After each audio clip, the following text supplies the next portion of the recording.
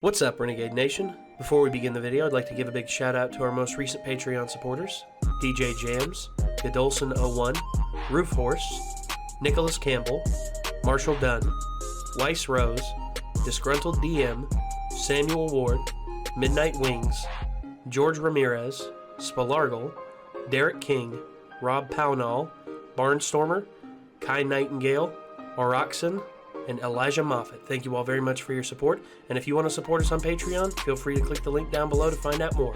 We'll see you there.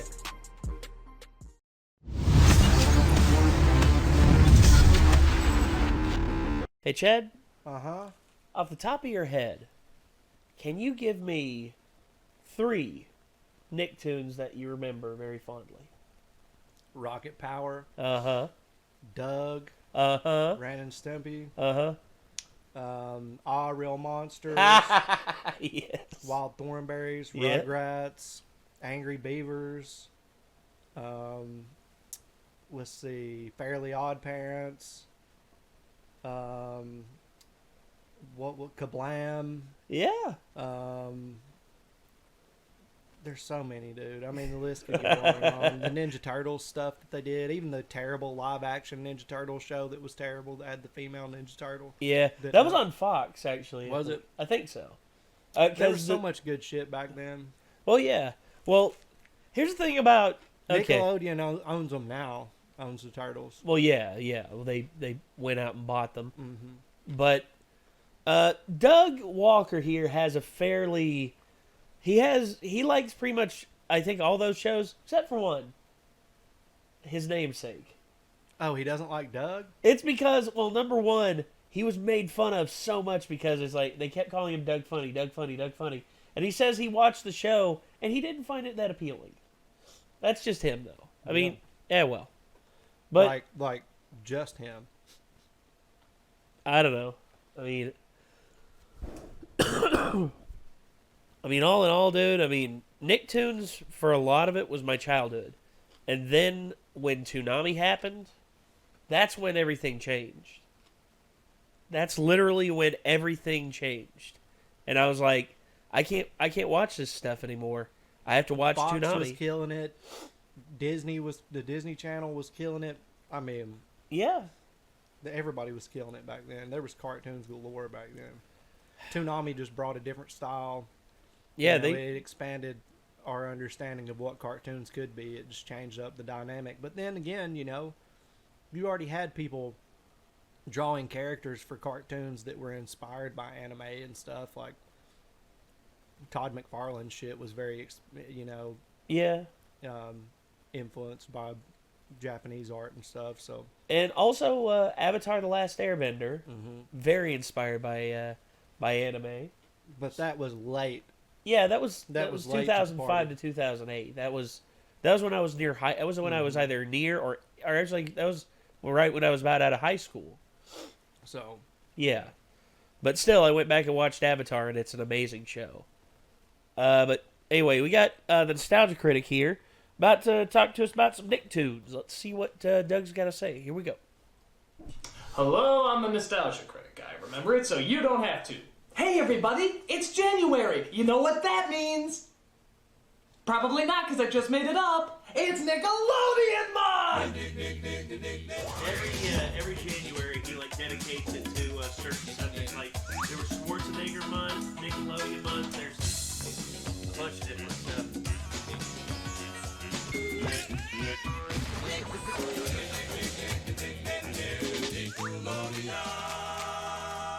Nickelodeon, the first television network made for kids, by kids. Well, okay, not by kids, that would be stupid, but certainly the first television network for kids. This was a groundbreaking channel with a groundbreaking notion. And what did this groundbreaking creation give us? Mostly British and Canadian shows. But we didn't care, it was on all the time! That is until evening when it would switch over to older adult shows on Nick at Night. But even those were so implausible and ridiculous that we enjoyed them too. But let's be honest, after a while there's only so many reruns and syndicated shows that they could run. So Nickelodeon finally made the logical choice to produce their own material. And what was the result? Nicktoons, a series of cartoons made specifically for the Nickelodeon channel. There were many of these cartoons, and they even continued the trademark name of Nicktoons even to this day. But we were there when they first popped up, and don't you forget. I was there. So, let's take a look at one of their finest and certainly strangest of shows, Ren and Stimpy. A lot of people have mixed feelings towards this cartoon, and there's a good reason. It's friggin' insane. Little made sense, and half the time the humor came from just how totally out of control and psychotic it was. And it kicked ass! Sure, it was gross and vulgar, but on the other hand, it was gross and vulgar. Kids love that kind of stuff, and this was one of the first cartoon shows to totally engross us in it. I mean, no other cartoon looked or acted like this. It was something completely different. So, how do I really describe what this show is like? Well, it stars a big dumb cat named Stimpy and an angry Mexican chihuahua named Ren. You sick little monkey! And the rest, in all honesty, is pretty much like talking to a kid on the ultimate of sugar highs. Hey kid, what do you want to see on TV? I don't know. Have some candy. I want to see a dog and cat dancing around like Jello. Then I want to see them hit their butts together because butts are funny. Then I want them to tell my grandmother to suck eggs. I'll teach your grandmother to suck eggs. And then I want them to take a hammer and smash themselves on the head with it.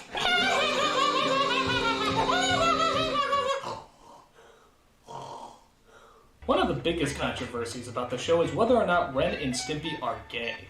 To which the creator of the show, John Kay, answered, I don't know, that's none of my business. To be honest, I already talked about this show before in one of my countdowns, so I'm not going to go into too much detail. But let's just say the show definitely knew how to capture the craziest side of our silliness. So, let's move on to Nickelodeon's other biggest hit, Rugrats. This was made at a more innocent time, where What a crawling trip. babies were funny, men with purple hair was acceptable, and keyboard synthesizers seemed to rule the earth. The show was pretty much about babies. And that's it. It was pretty much just about babies. So they dealt with tough, nail-biting dilemmas like, can't the dog come with us? Or, do we need to take a nap? Or, you want me to do what on there? They call it getting potty trained. Actually, this episode is probably one of the most famous, as it talks about what all little kids love to talk about, shitting. They're trying to make me use that instead of my diaper. Aw, that can't happen. Yeah, nothing gonna fit in your pants. Aw, this is just too precious. Maybe you could just stop pooping altogether. And that's just gross. Maybe you could put a lot of napkins in your pants and use them like a diaper. That's even grosser. Maybe you could poop in your room and hide it in your toy box.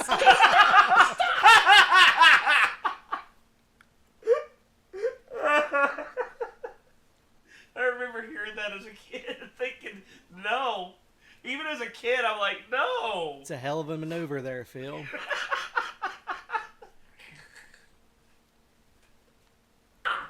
Look, whether you call it poopy or poo-poo or whatever, it's still shit! You're talking about shit! Knock it off! You're grossing me out! Uh-oh. Oh, that's charming. They can't make me. I'm gonna wear my diapers forever, and nobody is gonna stop me. Don't worry, kid. When you get to be 80, you have to wear them again anyway. Speaking of growing up, I always imagined what these kids would look like when they eventually got older. I think everybody imagined that. Like, Chucky would grow up to be Garth, Tommy would grow up to be Paul Giamatti, twins would grow up to be John and Joan Cusack because they already look alike, and the always power-hungry Angelica? Well, for some reason I always saw her as Hillary Clinton. I can't help it. It's just the first thing that popped in my head. Damn. Actually, something I always noticed about these cartoons is that they always open in a strange way. That is, they usually do an extreme close-up of something and then eventually back off to show us what it is. That sounds fine and good, but what happens when the image almost looks perverted like this one?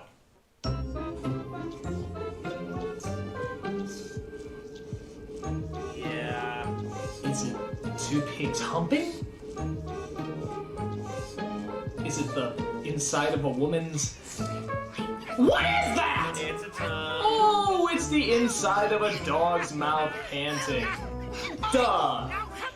Though the other kids are cute, I guess, the one kid that everyone seems to remember is Angelica for being such a bratty little bitch. You little was a babies bitch. really make me laugh. Can I tell the phone? Ha ha ha ha ha. Don't you dummies know anything? Yeah, everyone remembers how harsh she was, but here's the thing.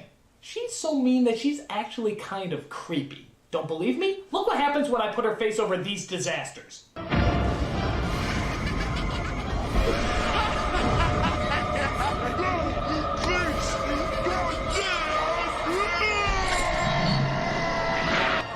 But not even Angela and all her negativity can prepare you for the scariest, ugliest, most horrifying creation that Nickelodeon Studios has ever produced.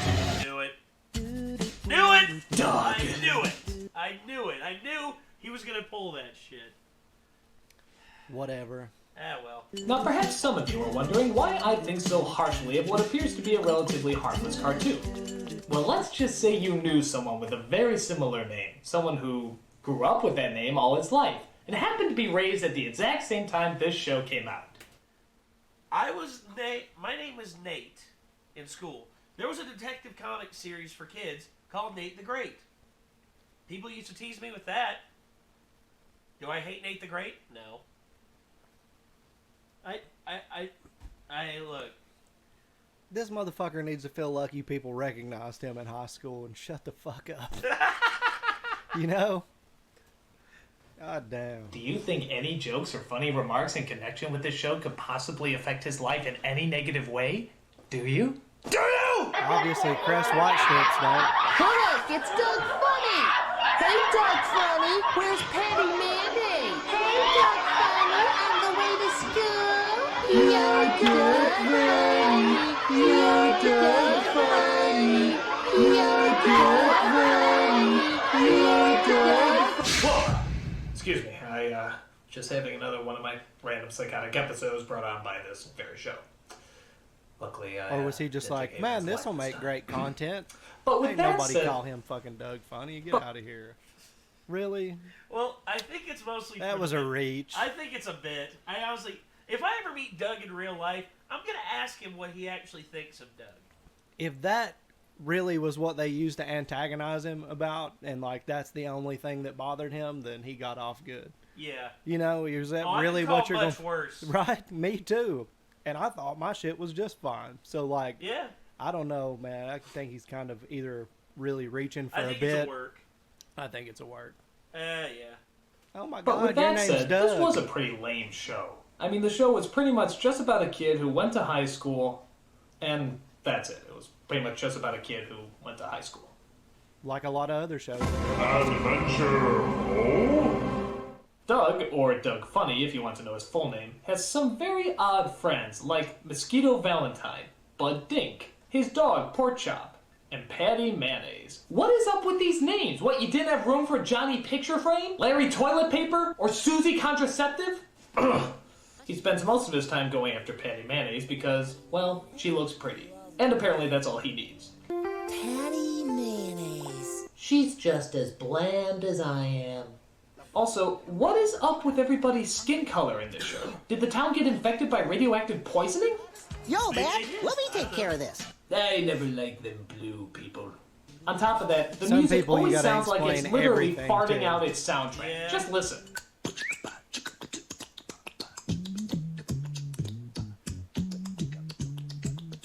We're gonna need a faster bit of tempo. beatbox. Howard, You're the wrong more pork guy. and beans. You There's know, also this they were bully actually named Roger creative. who constantly though, tries man. to make Doug's life a living hell. Yeah. Why? Because all kids with leather jackets are just bullies now. Didn't you know that? It's like an official law. He also travels around with his pet cat named Stinky, who probably lives up to his namesake.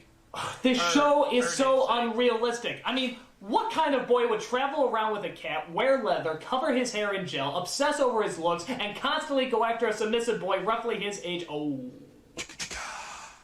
I think the best way to Lukas from friggin' The Wizard? Holy hell. It's a callback. describe this show is that it's kind of like the early episode of The Simpsons. They're not funny, not well animated, and surround you in a world of awkward uncomfortableness. But whereas The Simpsons got funny, Doug just psychologically tortured me for life. I mean, psychologically tortured anyone named Doug for life. Nacho! Rocco's Modern Life. Talk This about show a is trip. kind of like Ren and Stimpy, except maybe a little bit more reserved and not quite as controversial. But it did capture a lot of the zaniness, as the show's main character was a tiny kangaroo with an Australian accent, Wallaby. who, for some reason, has a gigantic hole in his face. Just no. Must have been the battle of the boomerangs, koala bears, and wallabies.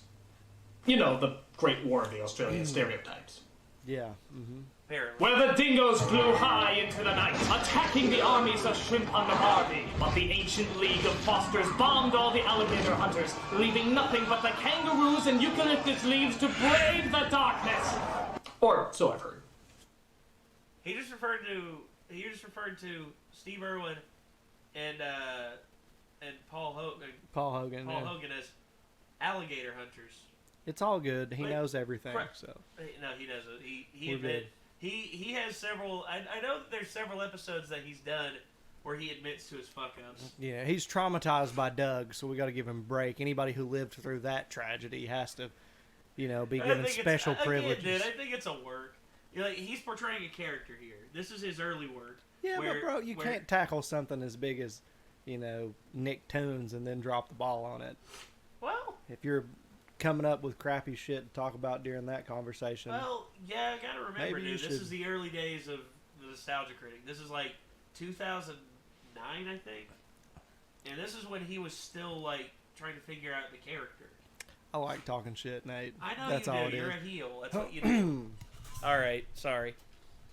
Rocco also has a cast of interesting characters, most notably a cow named Heifer, who's kind of like an inbred version of the starfish from SpongeBob. Filbert Turtle, who looks like Woody Allen and is just as slimy. And yes, of course, the Big Heads, who I swear are just the Grinch's testicles if they sprouted legs and started complaining about everything. Oh, Ed, this mountain cabin sounds so romantic. I used to be a man, but I thought my voice was too feminine, so I changed. Rocco himself is a pretty normal and innocent character, but the adventures he embarks on certainly are not. For example, there's one episode where Filbert is looking to practice dentistry on his friend, so he takes him to the Academy of Dentists where he performs in front of a stadium of people, but that's not the weird part. He is then taught by a teacher who is a cat with a hook for a hand, but that's not the strange part. One of Rocco's teeth breaks loose, grows 7 stories high, and starts attacking the city by destroying all the buildings while Filbert tries to dress up like the Tooth Fairy to stop him. But that's not the strange part, no. The strange part is this.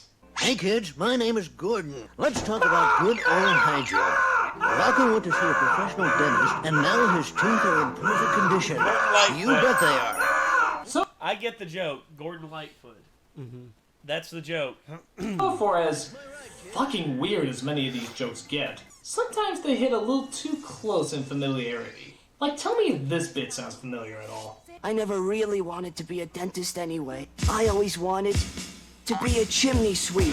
I didn't want to be a barber anyway. I wanted to be a lumberjack. Leaping from roof to roof of the O-Town high-rises. Leaping from tree to tree as they float down the mighty rivers of British Columbia. And I'd sing. We'd sing. I mean, there's paying homage, and then there's just plain ripping off. And I mean it. These rip-offs of great comedians have to stop. All right, enough is enough. This is the final. This is the very last straw. Well, at least we get some originality from the next show that popped up. Real Monsters. Yes. Probably now, I have my to admit, favorite. I was just starting to get out of the Nickelodeon phase when the show came out, so I didn't watch much of it. But when I did, it was a pretty cool show. All the monsters look creative and have really funny and enjoyable personalities. The story was about an academy of monsters whose job was to go out into the world, scare the daylights out of people, and return back with their report of their progress. Gee, wouldn't it be horrible if some other successful studio pawned that off as their idea? Oh, bullshit! So in the lineup, you had Ickis, who kind of looked like the noise from the Domino's commercials. Crumb, who looks like how most people look after laser eye surgery. Just keeping it real, people. And Oblina, who kind of looks like Beetlejuice's dildo, if you have one. I guess she's supposed to have some sort of accent, but God help me if I can tell you which one. They've got to do something. If humans are not afraid of him, they could lose their fear of all monsters. It's like somebody said, this character has an accent. Oh, okay, what kind? Just an accent. They all have to work for their intimidating boss known as the Grumble, who I swear is the cartoon version of Tim Curry from Rocky Horror Picture Show. I'm just a sweet transvestite. The show was good, but I always had the feeling that some of these jokes had a double meaning. Listen to some of these lines and tell me if they sound decent to you. Have you forgotten why you're here? Our mothers and fathers loved each other very much. They what? They what? If you see a monster, just say, coochie coochie coo. Alright, nobody's going coochie coo around my monster. Aren't you supposed to use 2 fingers? Next cartoon. Help! Oh, shit. Alright, this is the last show I'm going to talk about because this is when I officially stopped watching Nickelodeon. I actually never saw a single episode of this show, but I know a lot of people did, so I decided to take a look at it. From what I can gather, it's a show pretty much just about a kid in the Bronx. And that's it. It's pretty much just about a kid in the Bronx. Adventure! No. It's a tough time where kids walk like they're a production of West Side Story. Girls repeatedly shout the word Arnold for some strange reason. Arnold! That's just the intro, dude. Arnold! And an army of boys against an army of girls ultimately results in the boys very politely stepping out of their way. I'm hyped! There's a boy named Arnold who is blessed without the pressures of having a personality. His best friend Gerald, the one black person that every white person claims to know. And then there's Helga, who's so tough that she actually names her fists. They're gonna have to answer to old Betsy. That's not so tough. I name my fist too. This is Glenda and Pancake. I know it doesn't seem very threatening, but when you look at the, Shut up! And they had to deal with tough, nail-biting city drama that everybody in the Bronx has to deal with. Like... We're stuck downtown. I'm a strawberry, and we don't have any money. Again? Even though Helga constantly makes fun of Arnold, she secretly has a crush on him that quite literally drives her to madness. Oh, my poor lost sweetheart. How I love you. And yet I hate you. And yet I love you. And yet I hate you. And yet I love you. We love Arnold. We love him so much. No, we hate Arnold. We hate him so much. Love, hate, love, hate. Also, maybe it's because I don't watch the show, but I've gone why crazy. does Arnold wear a plaid skirt? I mean, is it a kilt? Is it a jacket? Is he just an open transvestite? I mean, Brooklyn, that wouldn't surprise me, but come on, how about a little clarification? Oh, well, for whatever reason, I guess the show didn't seem... I think it's weird because it matches his collar up here. Or no, maybe it's just a long shirt. Yeah, underneath the other shirt. Yeah, and he's wearing the long sleeve shirt on top of it. Yeah. I don't know. I'd have to ask Craig Bartlett whatever he would. I'd love to ask Craig Bartlett. I think I'm convinced that it's a shirt underneath a t-shirt. Well, and then there's Craig Bartlett worked on this. I'm going to have to ask him, hey, maybe you're related. Yeah, that would be cool. Yeah. All right, sorry. That bad from what I saw. Abner the Pig. But sadly, I've reached my peak by this point. I had grown older, and Nickelodeon cartoons no longer seemed to entertain me. It's strange to think that for all the loud and bizarre shows I remember, Nickelodeon actually had a lot of quiet and subtle shows as well. It was like the mood swings of children's programming. But we loved it, every last bit of it. Nicktoons were different, surreal, and one of a kind, making it a very memorable part of our childhoods. And trust me when I say I'm not really as bitter about the whole Doug show as I let on. I mean, it didn't leave nearly as bad a mark as you may think. Oh, the singing had to call back. He's coming back. He really liked this. Back. He really thought this was funny. Well, yeah, of course. This is 2009 Doug Walker, All I dude. have to do is ask. I'm the nostalgia critic. I remember. You don't have to treat your camera like that, Doug. Yeah. I mean, that shit's expensive. I mean, like this one right here. He had a decent girl scream, though. Dedicated to all of those who lost their lives in the Great War. Or the Australian stereotypes. That's beautiful. I do appreciate that. Call back. But, bro, what about Nick Jr.? Little Bear. Oh, yeah. Blue's Clues. I had a friend of mine.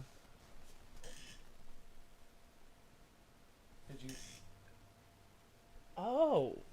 Who took some hallucinogens, a pretty heavy dose of hallucinogens. Oh, my God, no. And came over to my house and was tripping balls and, like, because he decided to go out into town for some reason or was out in public. Oh, my God. So I just said, stay here. You know, don't leave.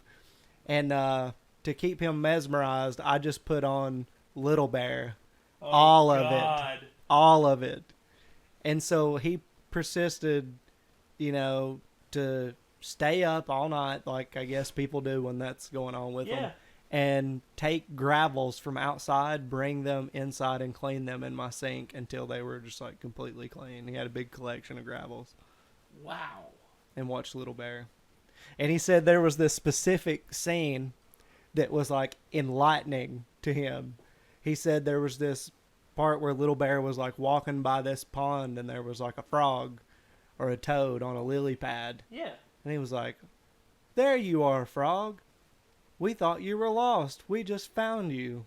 He said, "Those who, what is it?" He said like something similar to, "You cannot found what has not been lost," or something like that. Yeah. And he said that like he thought about that for hours afterwards. Next level hallucinogens, dude. That Little shit... Bear, bro. Yeah, Little Bear. That just speaks to the power of Little Bear, man. That show was great. I remember Little Bear and then Franklin. You mean Ja Rule? Ja Rule looks just like Franklin, bro. I swear to God. Actually, I heard another person say it. It was Rajon Rondo, the basketball player. Oh yeah. He did mean tweets with Jimmy Kimmel, and he was just like, "Doesn't that one dude, Rajon Rondo, look like the Turtle Franklin from the TV show?" Jesus. Let's see if I can find that, because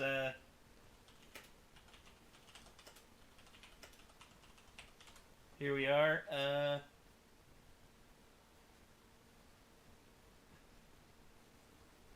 You know. Come on. Yeah, Jimmy Kimmel, we get it. You think you're funny.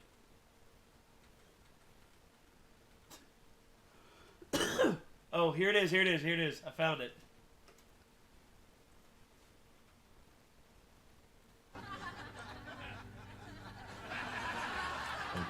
Is it me or does Rajon Rondo look like that turtle named Franklin or Nick Jr.? Hold on. Let's do where he's looking at the camera. Right here. Let's do that. Damn. Let's do a side by side here. Let's do a side by side.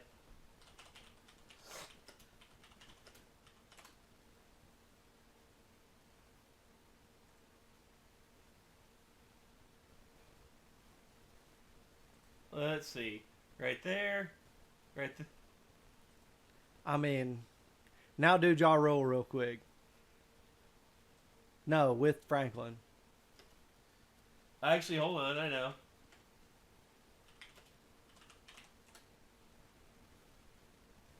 Okay. See, he looks just like Franklin the Turtle, dude. Okay, let's do a side by side.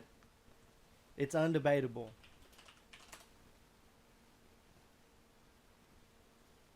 I think he looks more like him than Rondo. Yeah, pretty close. Although I will say this, Ja Rule jacked right there, dude. He jacked. Yeah, but when you're like 5'5", does it really matter? Ask him for a friend. No, it doesn't matter. Unless you're Barry Sanders, of which he was 5'7". God. Okay, well, I guess that's going to do it for this one, ladies and gentlemen. This was the Nostalgia Critic talking about Nicktoons. So, yeah. I guess until next time, if you want to see more from Doug Walker, link to the original videos down below in the description. If you want to see more from us, hit that subscribe button, ring that bell to stay notified, leave a like on the video. It helps us out a whole lot. Until next time, signing off, I'm Nate. I'm Chad. And we'll see you in the next, everybody. Peace out.